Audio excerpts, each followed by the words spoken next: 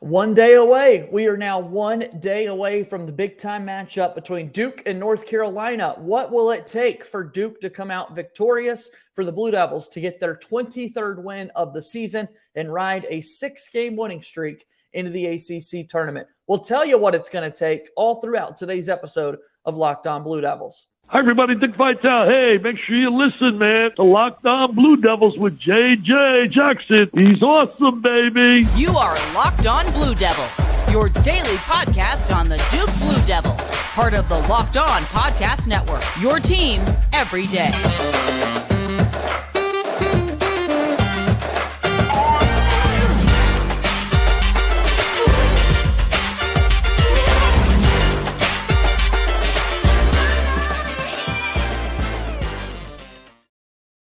Hello, everybody, and welcome into another episode of the Locked On Blue Devils podcast. My name is JJ Jackson. Hope that you're doing well here today on this Friday, March 3rd, 2023. Locked On Blue Devils is a daily podcast devoted to everything going on in the life of Duke athletics. What a big week it is for the Blue Devils as the regular season comes to a close tomorrow night when Duke travels to Chapel Hill to take on the North Carolina Tar Heels. My buddy Josh Cox from Duke Football Talks Section 17 podcast joins me today to preview that game and reflect on an undefeated season inside Cameron Indoor Stadium this year. We'll do that on our show today. If you haven't followed or subscribed to Locked On Blue Devils for free wherever you get your podcast, I'd love for you to do that. Take a moment, leave us a 5-star rating and written review. Your support of the program means the absolute world to us here at Locked On Blue Devils. Also, make sure you go and subscribe to us on YouTube. We are continuing that climb towards 1,000 subscribers. That is a massive goal for us to hit here with Locked On Blue Devils.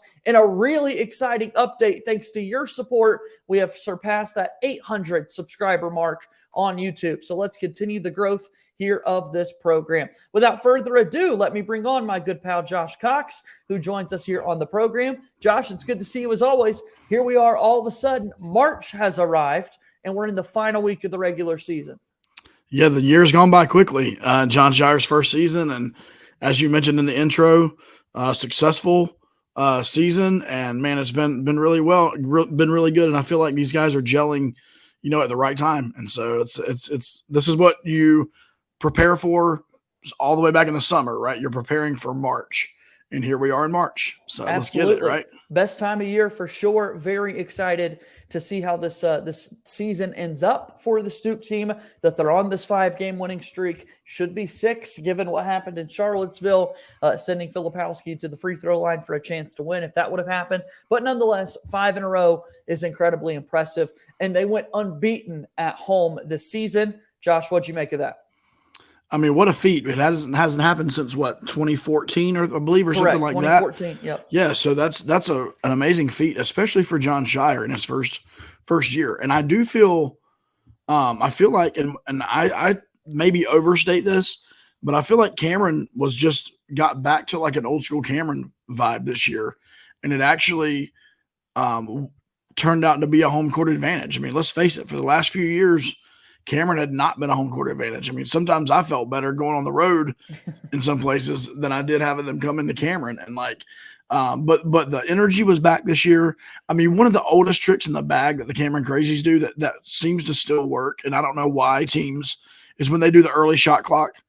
There's 8 seconds left on the shot clock, but they're like 3, 2, 1. And I mean, it honestly affects 1 or 2 possessions every single game. Right. And just little things like that, man. It's really cool to see the energy back in that stadium. And then for Coach Shire, to feel that love from the fans, to know that Cameron was packed out and the student section was completely full nearly every game that the students were in town, obviously.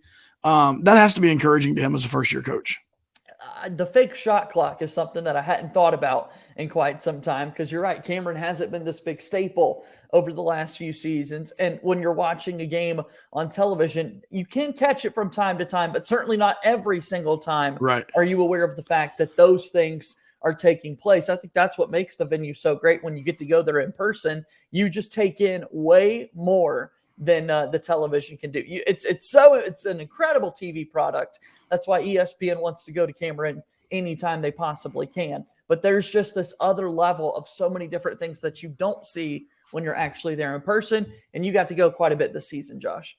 Yeah, I mean, as you watch the games, as you sit there in Cameron, I'm not going to say that, guys don't shoot free throws as well because of the funny things that crazies do. Because now that's caught on, right? Everybody does crazy stuff behind the basket and whatnot. But I do think in those other ways, the countdown clocks and those things, I do feel like that there's a maybe 3 to 4 possession advantage for Duke playing at home. And it has nothing to do with the officiating.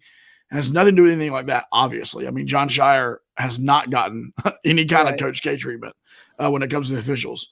But it does matter a little bit. And, we might think it's not a big deal in the first half for a guy to rush a shot when there's still 5 seconds left on the shot clock.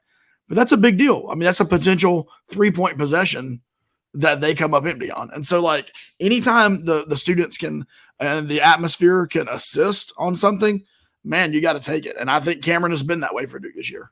It's a Friday episode of Locked On Blue Devils here today. JJ Jackson alongside my pal Josh Cox from Duke Football Talks Section 17 podcast. Let's talk a little bit more about the North Carolina game and things ahead for the Blue Devils after our first time out here on today's program.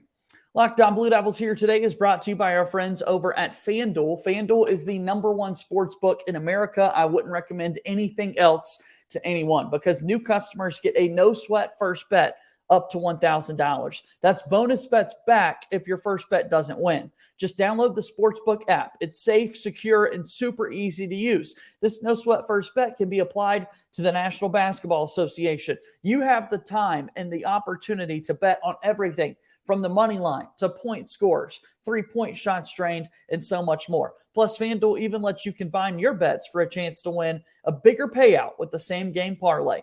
Don't miss your no-sweat first bet up to $1,000 in bonus bets when you go to FanDuel.com/lockedon. That's FanDuel.com/lockedon to learn more. Make every moment more with FanDuel, an official sports betting partner of the NBA. Welcome back here to Locked On Blue Devils. JJ Jackson alongside my pal Josh Cox from Duke Football Talks Section 17 podcast. Tell me a little bit about your coverage, Josh. Tell folks about the show. Yeah, so we're a football forward podcast, in fact, football only for Duke. And so we cover the team as extensively as possible. And in fact, this past week on Tuesday, we released an episode with head coach Mike Elko. We were able to go and sit down with him in his office and have a really candid 30-minute conversation. So that's been really neat. That's if you go and find Section 17 podcast, you can find that. And he breaks down like his philosophy on 2-point conversions and extra points. And we get him laughing about some stuff, and he kind of lets his guard down some. And so that's part of the thing we try to do with our podcast. So if you're interested in Duke football, Section 17 podcast, we'd love to have you come over, like, subscribe, all that good stuff. All that good jazz indeed. Yeah. All right, so let's get into the Duke basketball team right now as they get set for the big game against North Carolina tomorrow and then the ACC tournament coming up next week there in Greensboro. If you're watching us on YouTube, again, hit that subscribe button. Really want you to be able to see the new episodes each and every day. But if you're watching on YouTube, you could see the ACC standings here in front of us with one game left to go. The best news possible, as we have discussed since the end of the NC State game. Duke, in no way, shape, or form, can finish any lower than 5th. They have secured a top 5 spot in the ACC, which we will certainly take. However, as we both know, Josh, we really want to see Duke end up in one of those top 4 spots so that they can get a double bye into the quarterfinals. So they can finish as high as 2nd, but no lower than 5th. Yeah, and let me give a shout out to to my guy Adam Rowe over at the Devil's Den. He has an article out, a VIP article, I believe, but he's posted some screenshots of the different scenarios of like what needs to happen in order for Duke to get a 4, a 3, and a 2. So that 2 seed, as you mentioned, is still there. Now it's going to take Louisville beating, I think, Virginia or something like that in order for it to happen, which is, not well. I don't. You never know. But. I think the most likely, I'm not trying to be pessimistic here, the most likely is that we stay in that 5 spot. I mean, I think for the scenarios to work out properly, but, the double bye would be ideal. Selfishly, because I'm only an hour from the venue, I'd be okay with us being the 5 seed. I could go to the Wednesday early session. The tickets are basically giving away cheap right now, and I could watch us play. But anyway, I do believe we'll if I had to bet, the things are not going to fall our way because some upsets have to happen in order for us to move up. But all that to be said, with the way these teams are so close together, I mean, we're within one loss, two losses of each other, one loss, I believe, of each other. I mean, what a great job by John Shire in his first year. We could very easily, as you mentioned in your opener, with the Kyle Filipowski foul call at Virginia, we are up at the top with Miami right now. If that game happened. And once again, you can't play the what if game if you're a coach and you're part of the program, but we're not a coach and we're not part of the program. So we can talk about that what if a little bit, but how cool would that be? We'd be sitting there top 2 seed, right now with Saturday's game meaning a whole lot, of us possibly winning the regular season, had we gotten that. So a couple of those what ifs is, I mean, obviously that Clemson game weighs heavy to Duke right now because they are neck and neck right there with the Tigers. I think Duke would love to go back and have that Virginia Tech game in Blacksburg back in front of them. There are a few opportunities that they would love to get a chance to do over. And you're right, the coaching staff is not going to discuss these things, but we certainly are. Yep. Well, and I mean, look, to take it all the way back, the away game that I attended was back in December at Wake Forest. And we come and lay an egg at Wake Forest. And no Derek Lively, no Dariq Whitehead that game. And we really looked discombobulated. And a team that we should have beat. I know I got a lot of respect for Appleby and things like that. I'm not hating on them, but we should have won that game. There's no way in the world we should not have won that game. And so every loss for Duke, other than like the blowout loss, that we experienced, what it was that Miami that just blew us out. Obviously, we were nowhere close in that game. These other losses, the state game, we got blown out. Other than those two, man, you look back at them, you're like, man, like this team, just one more win. If you would have been thinking about that in December, like this win could stand between us being 5th in the ACC and possibly winning the ACC. This one game, man, that is, I guess that's the beauty of college basketball, right? Absolutely it is. No doubt about that. We'll see what Duke can do coming up on Saturday when they take on North Carolina, and we'll see the impact that has on the standings and so much more. Let's take one more break here on today's show.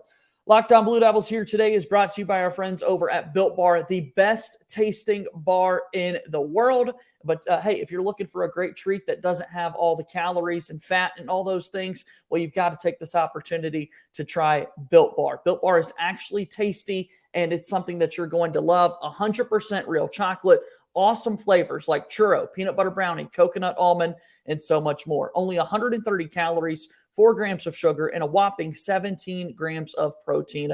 Pretty awesome stuff that you can have when you make Built Bar a part of your life. Go visit built.com to order online, or it's also now available on your local Walmart or Sam's Club. Again, Built Bar, a proud sponsor of Locked On Blue Devils. Continuing to move forward here on this Friday edition of the program, JJ Jackson here alongside my pal Josh Cox from Duke Football Talks Section 17 podcast. Really excited for this game coming up tomorrow, brother, when Duke gets set to take on North Carolina in Chapel Hill. Yeah, and this North Carolina team who a week ago we were saying probably they're not going to make the tournament, we can have to go, whatever. They were in kind of a decline. They've turned around and won the last couple of games, looked pretty good in doing it. Here we sit.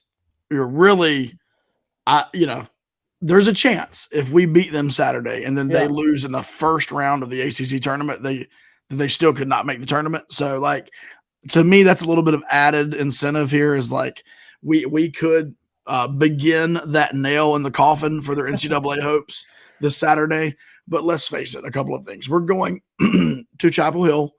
That's going to be a great crowd there, and it's going to be wild. And then you've got the final game for a guy like Armando Bacot at home. Yep.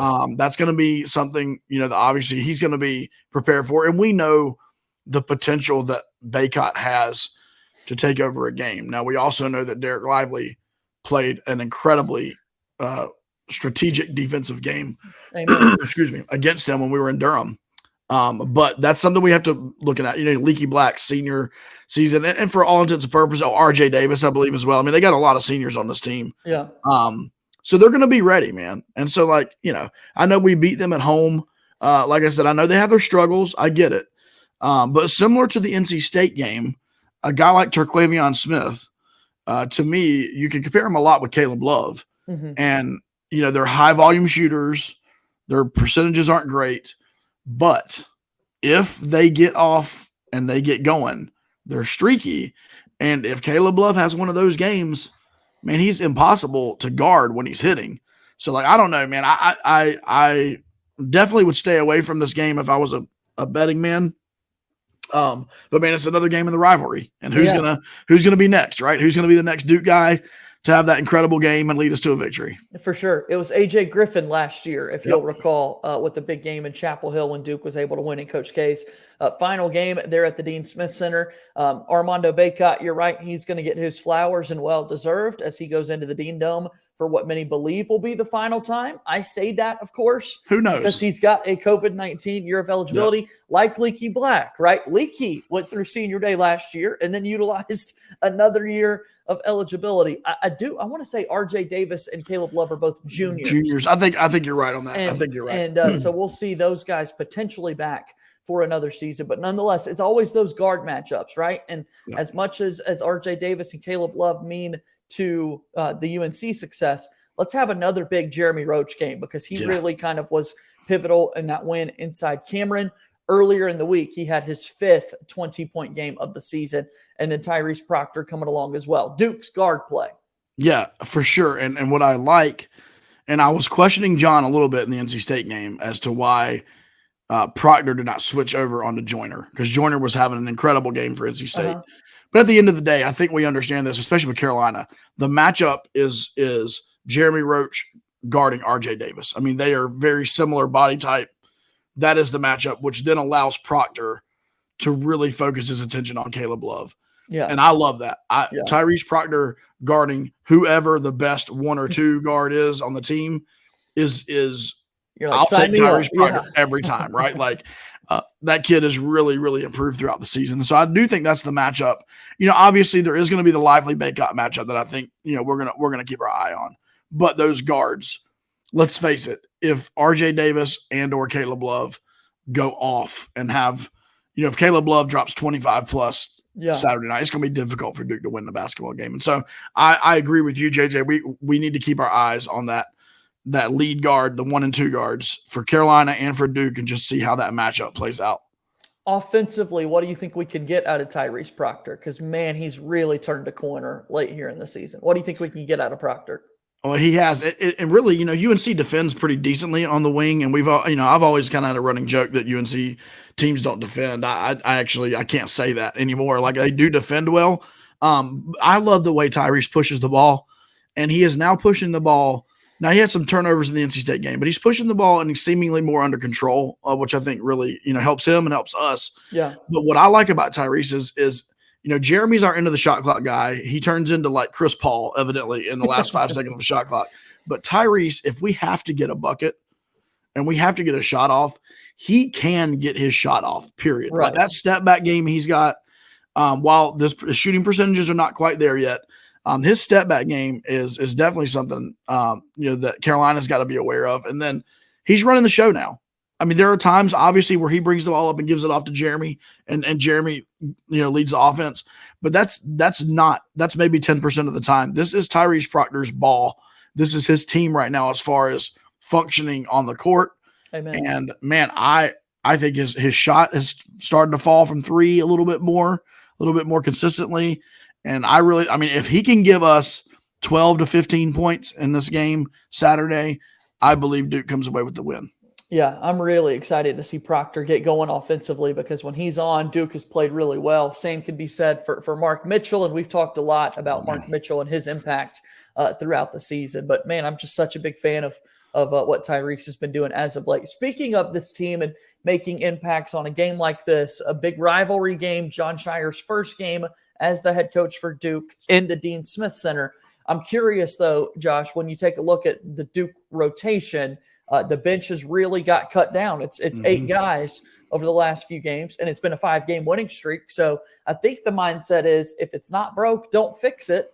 And it looks as though it probably will be 8 moving forward, with Jalen Blake's obviously now out of the rotation. Is that what you think? Yeah, I believe so. And I think because here's the thing. If for some reason Jeremy or Tyrese is not really going to be Tyrese, but let's just be honest. If Jeremy is struggling on his guy, they're going to bring in Whitehead, who is a great defender and who's 6'6" or whatever, like he's bigger, or Grandison. And Grandison's also a great defender.